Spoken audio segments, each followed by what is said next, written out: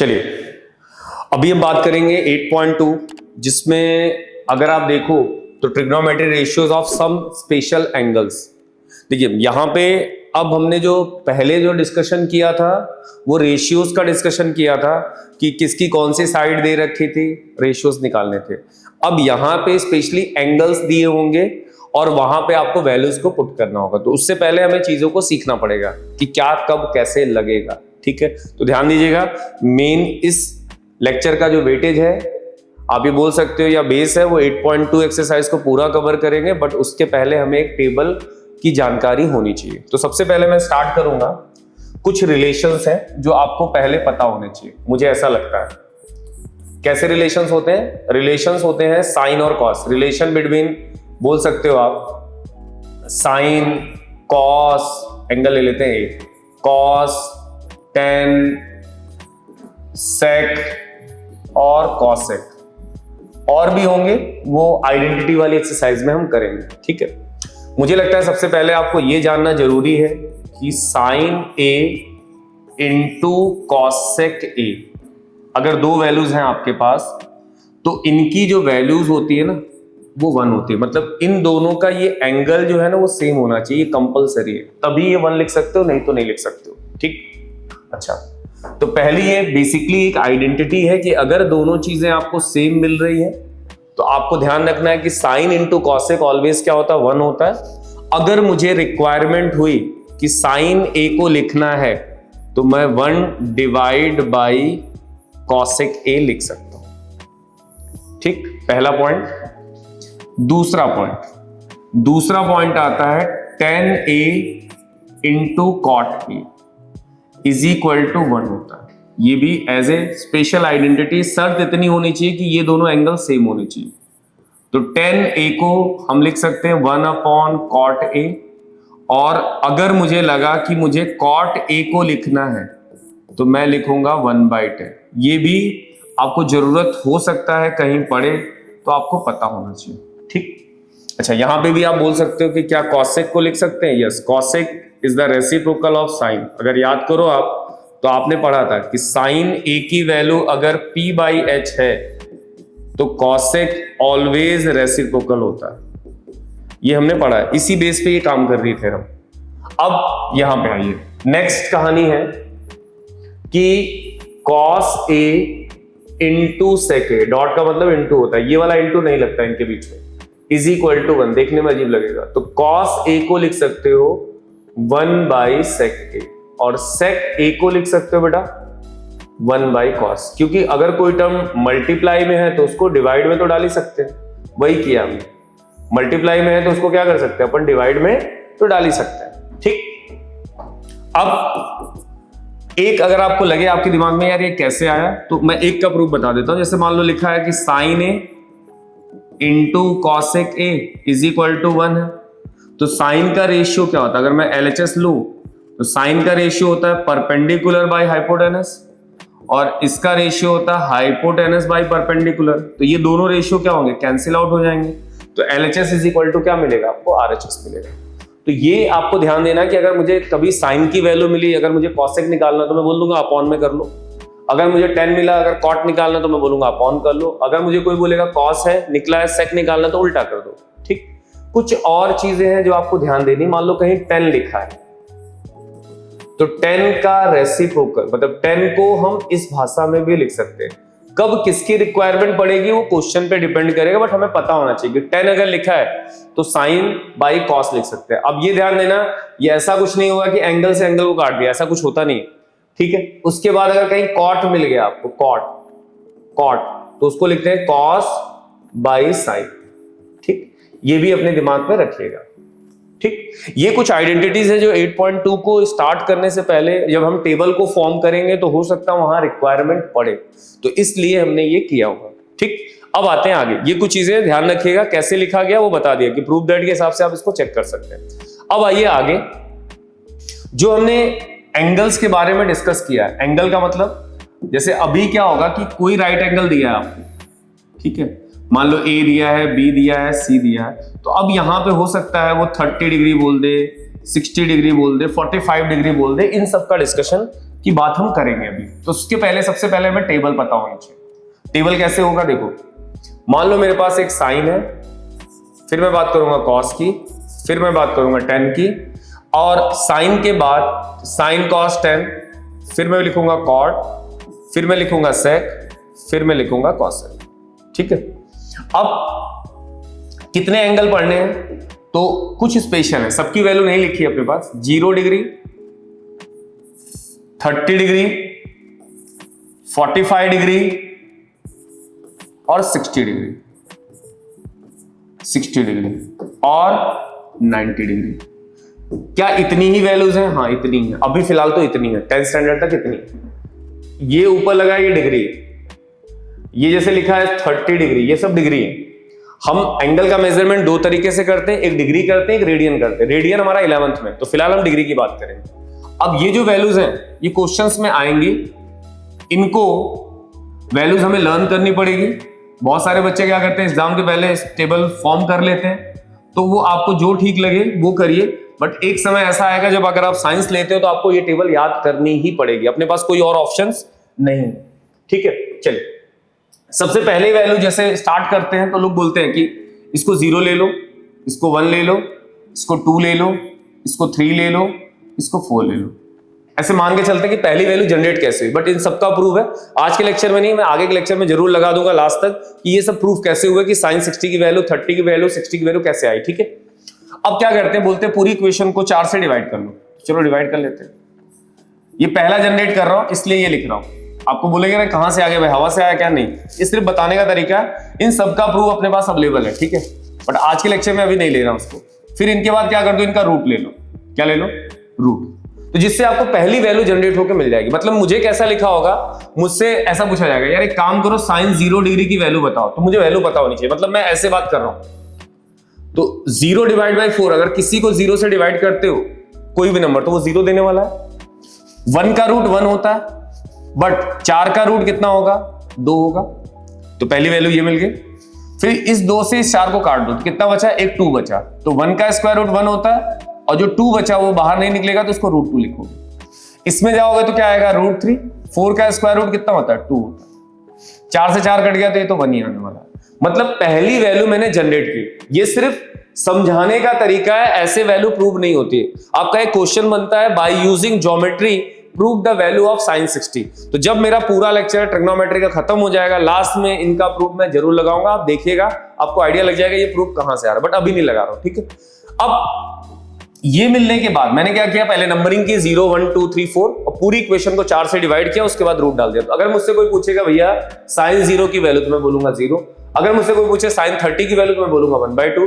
अगर मुझसे कोई पूछे sin 45 की वैल्यू, तो मैं बोलूंगा 1/√2। अगर मुझसे कोई पूछे sin 60 की वैल्यू, तो मैं बोलूंगा √3/2। फिर मैं बोलूंगा sin 90 की वैल्यू, तो वो कितना होगा? 1 होगा। ठीक, अब cos के लिए क्या बोलते हैं, इसको उल्टा करके लिख दो, पलट के लिख दो। पलट के मतलब 1 √3/2, 1/√2, 1/2, 0। अगर मुझसे कोई पूछे कि cos 0, तो मैं बोलूंगा 1 होता है। अगर मुझसे कुछ cos 30, तो मैं बोलूंगा √3/2। मुझसे कोई पूछेगा cos 45, तो मैं बोलूंगा 1/√2। फिर मुझसे कोई पूछेगा कि cos 60, तो 1/2। और फिर कोई पूछेगा cos 90, तो मैं बोलूंगा 0। ये दो टेबल स्टार्टिंग में आपको पता होनी चाहिए, क्योंकि इसी से आगे की टेबल आप बना सकते हो। ठीक है, पहला हमने लिखा, दूसरा मैंने उसका उल्टा कर दिया। अब 2 मिनट के लिए सोचना कि हम 10 कैसे लिखें।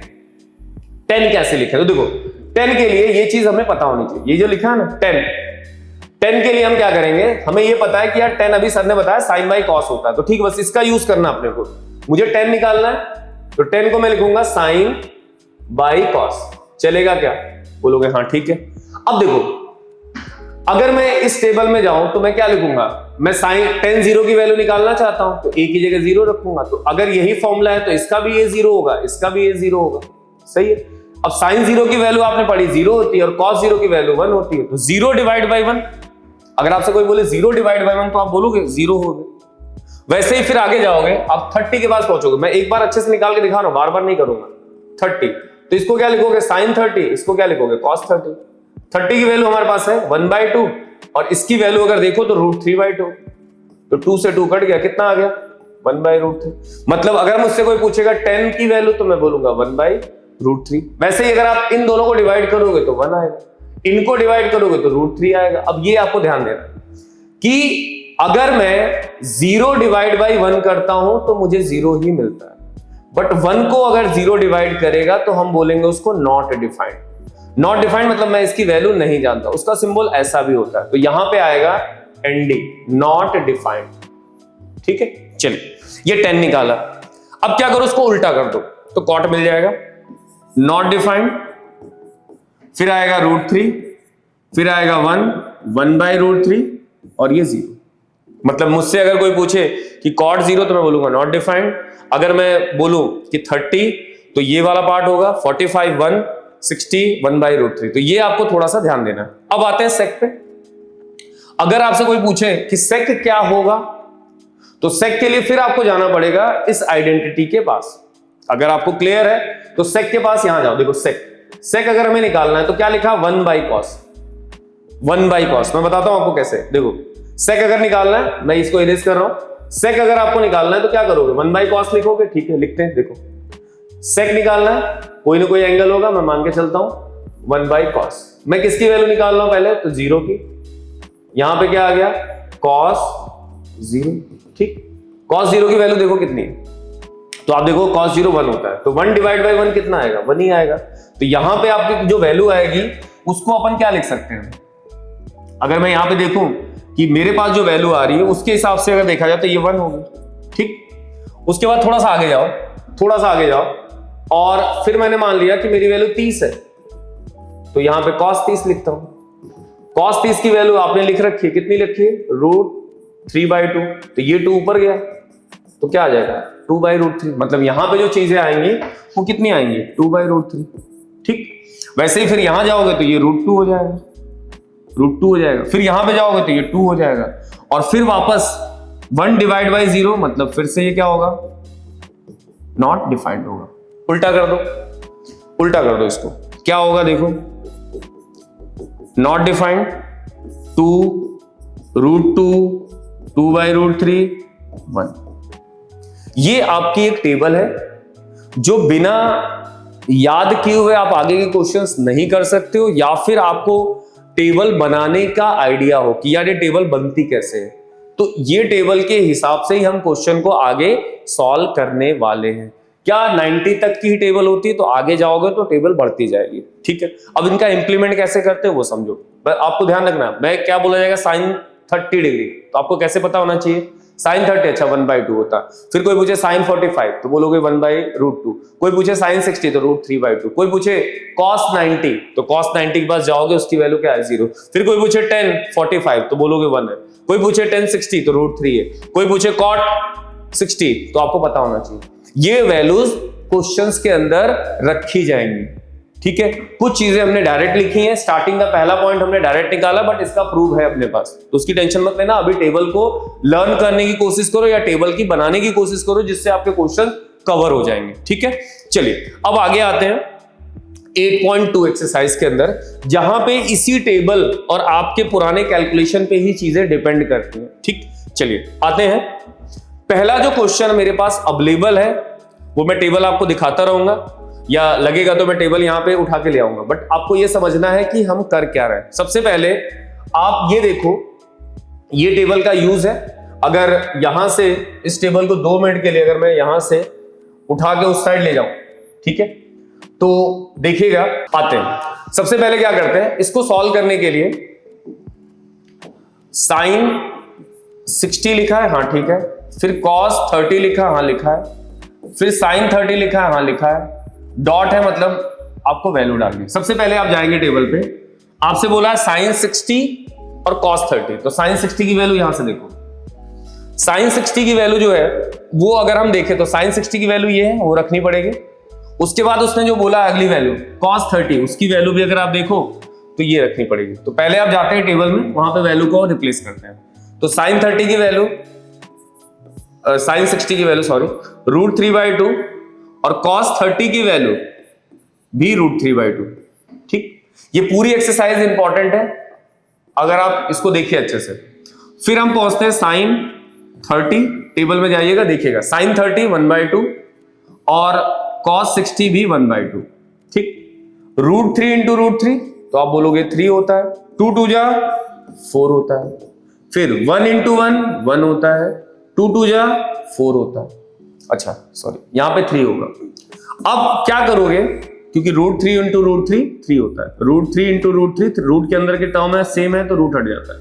इसका एलसीएम कितना आएगा 4, तो 3 + 1 4, 4/4 1, कितना आंसर आएगा 1। प्रूफ दैट नहीं है, लिखा होगा इवैल्यूएट।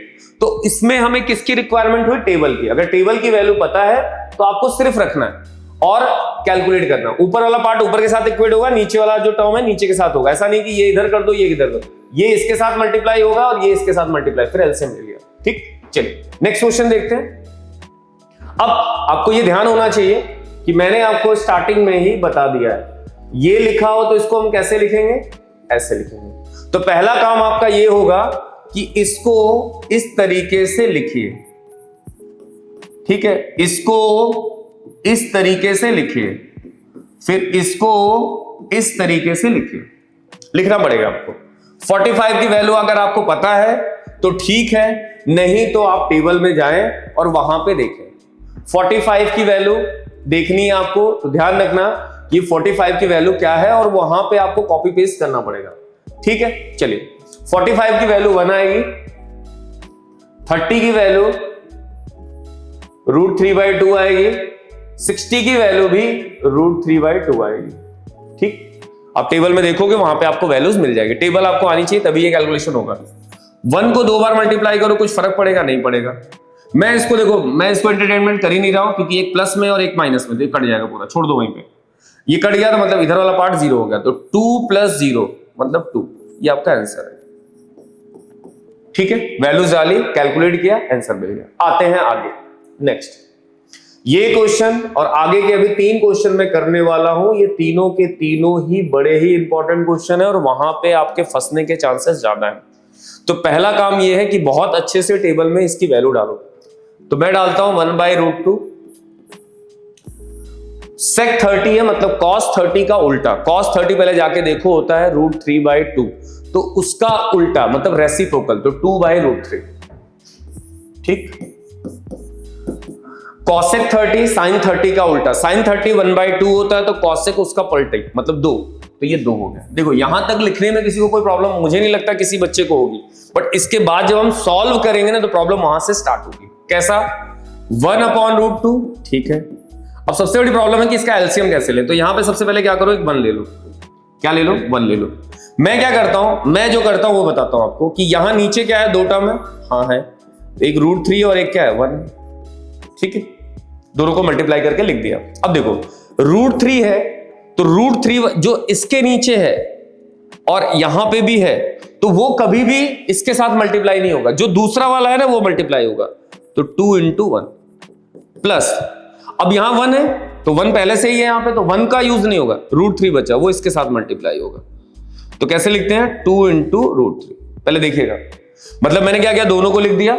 जो इसके नीचे वो नहीं आएगा कभी भी, जो इसके नीचे वो कभी नहीं आएगा। जो इसके नीचे था वो नहीं आएगा, क्या आएगा, 1 मल्टीप्लाई होगा। जो इसके नीचे वो नहीं आएगा, क्या आएगा, √3 आएगा, उसके साथ मल्टीप्लाई हो गया। ठीक, चलिए अब देखिए आगे, ऊपर आया 1/√2, नीचे पहुंचते हैं 2 + 2√3 /√3। ठीक, ये हो गया। अब इसमें क्या करोगे आप, ये वाला टर्म ऊपर गया और ये वाला टर्म नीचे गया, तो वैल्यू क्या आई, 1 × √3 √2 ब्रैकेट के अंदर 2 + 2√3। ठीक है, क्या सॉल्व हुआ, नहीं हुआ भाई, अभी भी और काम करना बाकी है। ऊपर वाला हो गया √3, नीचे वाला मल्टीप्लाई करो, तो 2 × √2, बीच में साइन प्लस, 2√3 × √2। सही है। अब आइए आगे, ऊपर वाले की वैल्यू √3 है, इसको मल्टीप्लाई करोगे तो ये ऐसे लिखा जाता है 2√2। अगर दोनों रूट के टर्म सेम है और वैल्यू सेम है तो रूट हट जाता है, बट अगर दोनों वैल्यू अलग अलग हैं तो दोनों टर्म रूट के अंदर साथ में लिखे जाते हैं और उनको लिखते हैं √6। बात समझ में आई? तो यहां पे ध्यान देना, 2√6 हो गया। ठीक, क्या क्वेश्चन खत्म हुआ? नहीं खत्म हुआ भाई, अभी भी आगे काम करना है। अगर ट्रिग्नोमेट्री के अंदर या नीचे कोई रूट का टर्म अगर आता है तो सबसे पहले उसको रैशनलाइजेशन करना पड़ेगा, क्योंकि यहां पे आपका आंसर नहीं माना जाएगा। तो इसको आपको क्या करना होगा, रैशनलाइज करना होगा। कैसे करेंगे, नीचे वाले का साइन चेंज करके ऊपर नीचे मल्टीप्लाई करेंगे। आई होप आपने 9th में पढ़ा होगा, जिसको हम बोलते हैं रैशनलाइजेशन मेथड। इनको हमने साइन चेंज किया, ऊपर नीचे मल्टीप्लाई कर लिया। तो ऊपर वाला जो टर्म है उसको कैसे लिखेंगे, √3 2√2 2√6।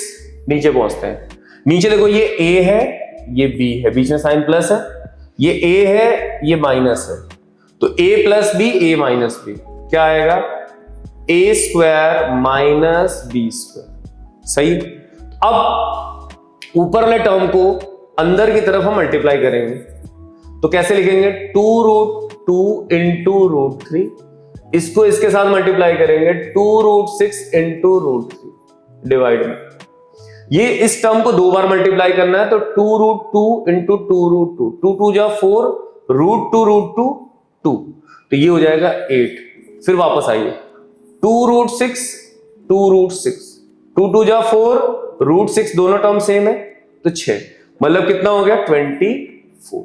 अब आइए आगे, रूट के दोनों टर्म की अंदर की वैल्यू अलग है, तो हम इसको लिखेंगे 2√6। इसमें जाओगे, दोनों की वैल्यू अलग है, तो रूट के अंदर कितना आएगा 18 डिवाइड, इनको माइनस करोगे तो आई थिंक ये 16 देगा। कितना, 16। ठीक, कैलकुलेशन है जबड़ा, इसीलिए ये इंपॉर्टेंट है। तीसरा, चौथा, पांचवा, ये तीनों चारों क्वेश्चन इंपॉर्टेंट है। अब यहां से क्या करोगे, 2 कॉमन ले लो। हम पूरा आंसर्स मिलाने की कोशिश कर रहे हैं, ठीक है। नीचे माइनस, ये 2 से इसको काटो, √6 18 को कैसे लिख सकते हो बताओ, 3 इंटू 3 इंटू 2, सही है, और डिवाइड में -8। अब क्या करोगे, इसको कैसे लिखोगे, 2 का पेयर बाहर कर लो, कर लिया, क्योंकि 2 का पेयर आपने रूट में पढ़ा होगा, बाहर आ जाता है। या तो ऐसे छोड़ दो, या तो अगर टेक्स्ट बुक का आंसर पूरा मिलाना हो तो माइनस वाले को पहले लिखो, प्लस वाले को बाद में लिखो, डिवाइड में -8। ठीक, अब क्या करोगे, यहां से एक माइनस को कॉमन ले लीजिए। कौन से माइनस को, तो देखो ये माइनस दिख रहा है, इसको कॉमन लोगे तो क्या होगा, अंदर वाला जो प्लस है वो माइनस में कन्वर्ट हो जाएगा, डिवाइड बाय -8, ये दोनों कट जाएंगे। आई होप कि ये आंसर आपको दिया होगा। ठीक है, फिर भी मैं आपको बोलूंगा जितना आप कर सकते हो उतना ट्राई करिएगा, क्योंकि देखिए ये करना तो कंपलसरी है, रैशनलाइजेशन नहीं करोगे मार्क्स कट जाएंगे। उसके बाद अगर आपको लगता है आप कॉमन नहीं ले पा रहे हो तो वहीं पे छोड़ देना, कोई दिक्कत नहीं, थोड़े बहुत मार्क्स जाएंगे, बट इतना काम आपको करना पड़ेगा। तो ये क्वेश्चन काफी बार पूछा गया और इंपॉर्टेंट भी है। 1-2 बार आप करोगे, 2 बार में तो नहीं आएगा, 3-4 बार करोगे तब जाके कुछ समझ में आएगा। ठीक है, चलिए नेक्स्ट क्वेश्चन आते हैं। ये भी क्वेश्चन उसी कैटेगरी का है, वैसा ही इंपॉर्टेंट है, देखो सबसे पहले वैल्यू डालना सीखो। 30 की वैल्यू टेबल में आप जाओगे, वहां देखोगे 10 45 1 होता है, 60 मतलब साइन 60 का उल्टा डिवाइड, यहां पे आओगे सेक cos 30 का उल्टा, फिर यहां पे जाओ cos 60 मतलब ये हो गया आपका कितना 2, 60 की वैल्यू है तो ये वैल्यू आपको कितनी देगा, जो आपका साइन है तो ये वैल्यू इसने सेम कैटेगरी में 60 की वैल्यू अगर देखोगे तो ये आपको 2 देगा 1/2, फिर यहां पे आओगे ये 1 देगा। ठीक, अब पहले आपको देखना है कि हमने वैल्यू को पेस्ट जो किया वो सही है कि नहीं। साइन 30 1/2, 45 1, कॉसेक जो है वो साइन का उल्टा होगा तो 2/√3, फिर यहां पे पहुंचोगे तो cos 30 की वैल्यू √3/2 होती है तो उल्टा लिख दिया, फिर यहां पे आता है cos 60 की वैल्यू 1/2 और ये है cot की वैल्यू 1 होती है। ठीक है, चलिए आपके पास दो ऑप्शंस हैं, या तो आप क्या करो इनको ऐड कर लो, बट बहुत सारे बच्चे इसको ऐड नहीं कर पाते हैं, वो सीधे एलसीएम लेते हैं, तो हम सीधे एलसीएम लेने की ही बात कर रहे हैं। 1/2, इसके नीचे 1 और ये 2/√3। ठीक है, नीचे वाले में क्या है 2/√3, 1/2, 1 के नीचे 1। सही, अब क्या करोगे, मैंने जो तरीका बताया या तो वो कर लो, अगर आपको एलसीएम लेना आता है तो आप ले सकते हो किसी भी तरीके से, बट जिनको नहीं आता क्योंकि रूट देख के वो घबरा जाते हैं तो समझो मैंने तीनों टर्म को ले लिया, 2 1 √3, तीनों को लिख दिया मैंने, तीनों को। अब तीनों को लिखा तो क्या होगा, ये 2 है तो 2 तो ऊपर मल्टीप्लाई नहीं होगा तो बचा क्या 1 और √3, तो 1 किसी के साथ मल्टीप्लाई होगा कुछ फर्क पड़ेगा तो बोलोगे नहीं, तो सिर्फ √3 को मैंने लिखा। अब यहां पे 1 है तो ये 1 नहीं आएगा उसके अलावा जो 2 बच गया 2 और √3 वो ऊपर वाले मल्टीप्लाई होंगे, तो 1 के साथ 2 और √3 मल्टीप्लाई हो गया। ठीक है, चलो यहां पे मैं एक काम और करता हूं, वो भी लिख ही देता हूं, बाद में तो वो हट ही जाएगा। तो 1 के साथ 1 इंटू √3 आया, सही। अब आ गया ये √3 है, तो √3 हमें नहीं चाहिए, क्या चाहिए होगा, 2 आया और 1 आया, जो बच गया वो लिखना अपने को। ठीक है, नीचे पहुंचो, नीचे पहुंचो, नीचे में क्या है, सेम कहानी, तीनों को लिख लो, √3 2 और 1। इसके नीचे √3 है, मतलब √3 नहीं आएगा, तो क्या आएगा, ठीक। फिर अगले वाले में इसके नीचे 2 है, तो 2 नहीं आएगा, क्या आएगा, 1 के साथ √3 1 आएगा। फिर ये 1 है, 1 नहीं आएगा, क्या आएगा, √3 2। फिर भी मैं कह रहा हूं अगर आपको एलसीएम लेना आता तो आप अपने मेथड से करें। हो सकता है कि किसी को ये ज्यादा बेटर लगे, नहीं तो फिर ऐसा भी सिखाया गया कि भाई इनके डिनोमिनेटर बराबर कर लो तो यहीं पे मल्टीप्लाई कर लो, तो वो सबके बस की बात नहीं, अपने हिसाब से आप चीजों को देख लो। ठीक है, ये और ये टर्म कट गया, अब इनको मल्टीप्लाई करो, तो 1 के साथ कुछ भी मल्टीप्लाई करो, क्या आएगा, वो 1 ही आएगा, मतलब √3 बचा। यहां पे पहुंचोगे तो ये आएगा 2 √3, और यहां पे जाओगे तो ये 4 आ गया, डिवाइड, ये हो गया 4 √3 प्लस 2 √3। एक बार देखना, ये बचा आपका, मतलब √3 1 के साथ मल्टीप्लाई हुआ, √3 आया, इसको हमने लिखा 2 √3, 2 2 जा 4, फिर यहां पे पहुंचे, ये 2, ये क्या आया √3 और ये आया 2 √3। अब रूट वाले टर्म को देखो, क्या ये दोनों ऐड हो सकते हैं, हाँ ऐड हो सकते हैं। क्या लिखेंगे इसको, तो ऐड होने में हमेशा आगे वाले टर्म का काम होता है, पीछे वाले का नहीं। पीछे वाला सेम होना चाहिए तभी ऐड होगा, नहीं तो नहीं होगा। तो ये दोनों सेम है, हाँ सेम है, तो 2 और 1 कितना हो गया, 3 -4, डिवाइड में आओ, ये फिर से ये 1 होगा, कुछ नहीं तो 1, ये 2, ये ऐड होंगे, क्या लिखेंगे इसको लिखेंगे 3 √3। ठीक, थोड़ा सा सही तरीके से मैं लिख देता हूं, 3 √3 -4 डिवाइड में 3 √3 + 4। ठीक, क्या यहां तक आंसर हो गया, नहीं भाई यहां तक आंसर नहीं, यहां पे मार्क्स आपको कटेंगे, मिलेंगे तो कुछ ना कुछ तो मिलेंगे, बट कटेंगे। मैंने आपको क्या बोला है, अगर ट्रिग्नोमेट्री है तो जो रूट का टर्म होगा उसको आपको रैशनलाइज करना पड़ेगा। तो ठीक है, नीचे वाले का साइन चेंज करके बीच का ऊपर नीचे मल्टीप्लाई कर लेते हैं। ठीक, नीचे वाले का जो साइन है उसको चेंज करके ऊपर नीचे मल्टीप्लाई कर लेते हैं। अब देखो, ऊपर वाला दोनों टर्म अगर सेम है तो हम उसको स्क्वायर लिखते हैं। नीचे वाला एक a है एक b है, मतलब a + b, ये एक a है a - b, तो क्या हम इसको a² - b² लिख सकते हैं, हाँ लिख सकते हैं। अब देखो ऊपर वाले में समस्या क्या आई, ये स्क्वायर दिया है, क्या दिया है, स्क्वायर। तो स्क्वायर जब भी दिया जाएगा a - b का होल स्क्वायर लगेगा, a² - 2ab + b²। तो यहां पे आएगा 3 √3 का square -2 times 3 √3 bracket close, b की वैल्यू 4 और फिर +4 का स्क्वायर। नीचे वाले टर्म को 2 बार मल्टीप्लाई करना, तो 3 √3 इंटू 3 √3, 3 3 = 9, 3 3 = 9, √3 इंटू √3 3, तो ये हो गया 27। यहां पे आओ 16। ओके, अब देखो इसको 2 बार, फिर से 2 बार करोगे तो ये 27 ही देने वाला है। इनको देखो 2 3 = 6 और ये 4 और मल्टीप्लाई होगा तो ये 24 आएगा और √3 साथ में लिखा जाएगा। ये कितना हो गया, 16 हो गया। डिवाइड में जाओगे कितना आएगा, ये हो गया 11, ये हो गया 11। ओके 11, प्लीज कैलकुलेशन चेक कर लीजिएगा। ये और ये टर्म को ऐड कर लीजिए, मे बी ये 43 होगा और डिवाइड बाय कितना हो गया, 11 हो गया। ये आपका फाइनल आंसर होगा जो आपको देखना है, क्योंकि ये दोनों ऐड होंगे, ये कहीं नहीं होगा, ये एज इट इज लिखा जाएगा। तो ये आपका एक फाइनल आंसर होगा। तो इसमें भी काम ज्यादा है, बहुत सारे लोग यही अटक जाते हैं, यहां तक पहुंचेंगे, एक बार में चीजें नहीं आएंगी, ये ध्यान रखना, क्योंकि ये सारे क्वेश्चन जो 3 अभी करने वाले हैं वो तीनों के तीनों मोस्ट रिपीटेड क्वेश्चन है, तो इसको सॉल्व करना आपको आना चाहिए। ठीक है, एक बार देखना, 2 बार देखना, ट्राई करना। ठीक है, एडिशन सब्ट्रैक्शन देख लेना। ठीक, आइए नेक्स्ट क्वेश्चन, ये भी इंपॉर्टेंट क्वेश्चन है। क्या इसमें करना, तो ये पहले 2 वालों से ना थोड़ा इजी है। ठीक है, अब पहले क्या करें, सबसे पहले जो स्क्वायर वाले हैं उनको देखो पहले, तो उनको हमने ऐसे लिखा, फिर इसको देखा।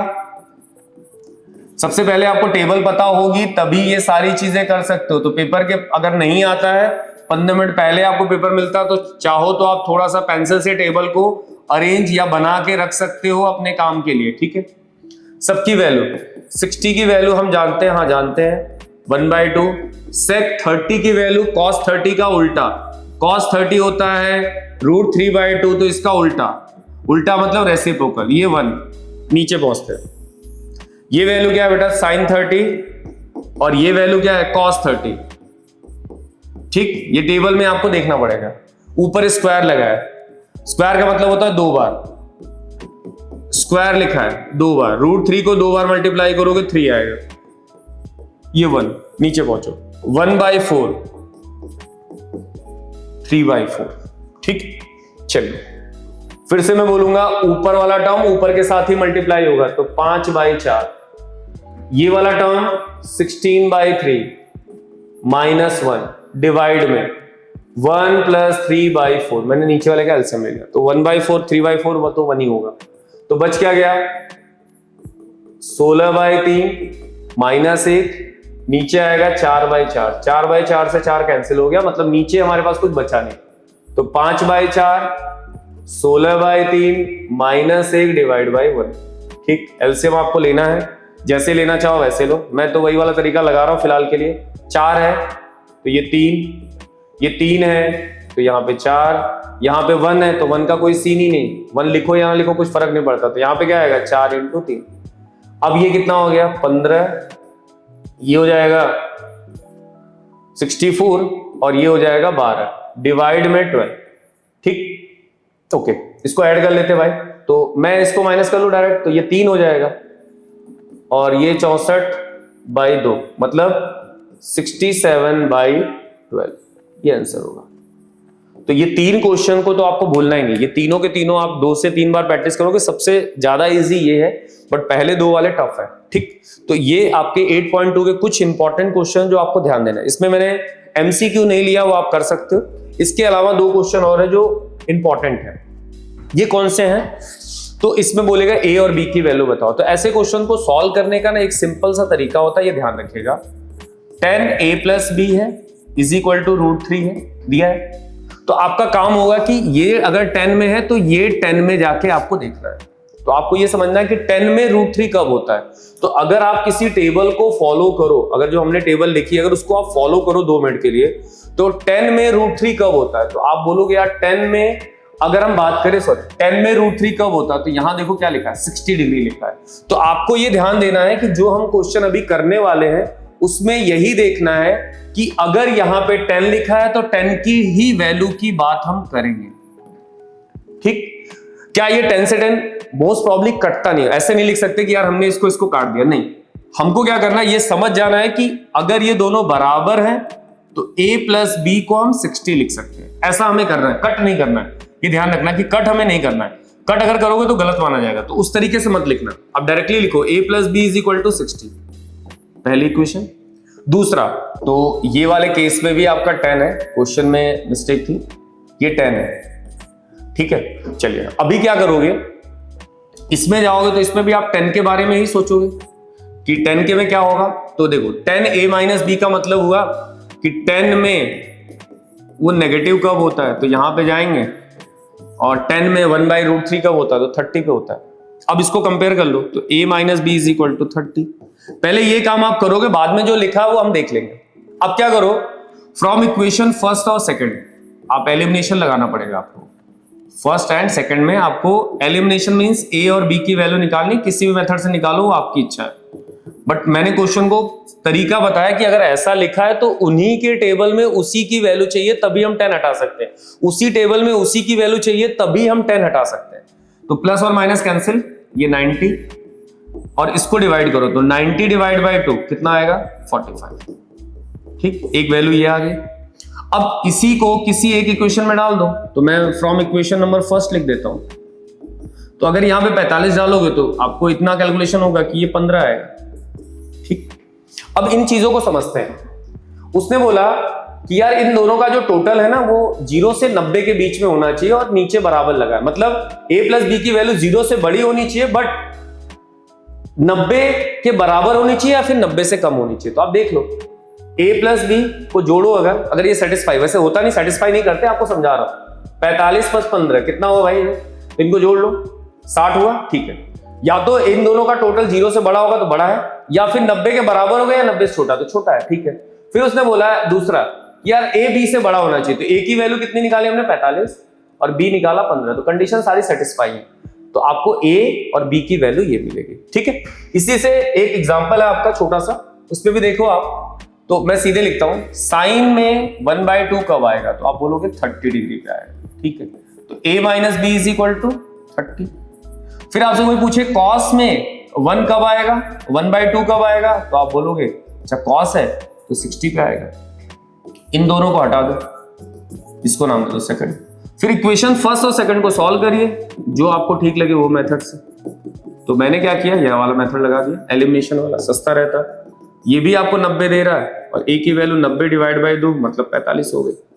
अगर ये 45 हो गई तो फिर से किसी एक इक्वेशन में जाइए और वहां से एक वैल्यू निकालिए। तो मैं इक्वेशन फर्स्ट में जा रहा हूं, a की value 45 minus B is equal to 30, तो यहां से क्या आएगा बेटा, minus B is equal to 30 minus 45 minus B is equal to minus 15, ये दोनों कट गए, b की वैल्यू 15 आ गई।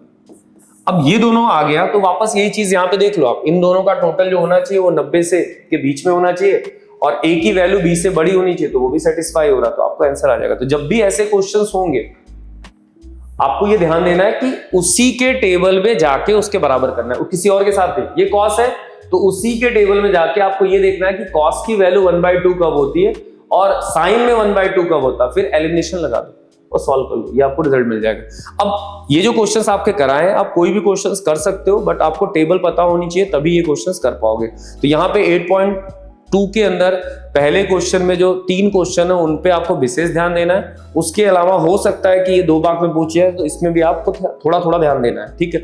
अगला जो लेक्चर होगा वो आइडेंटिटीज के लिए होगा, उस पर हम अगले लेक्चर में डिस्कस करेंगे। Thank you.